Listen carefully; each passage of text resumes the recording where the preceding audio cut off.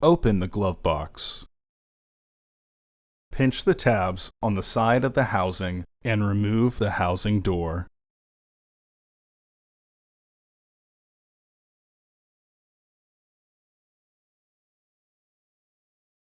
Remove the old filter from the housing and clean out any debris inside. Insert your new filter into the housing with its airflow indicating arrow pointing down.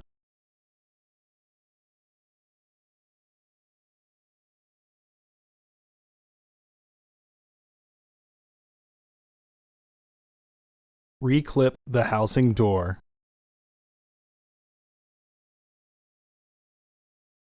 Close the glove box. Order your parts today at filterheads.com. Also, please like our video and subscribe to our channel so you won't miss any new content.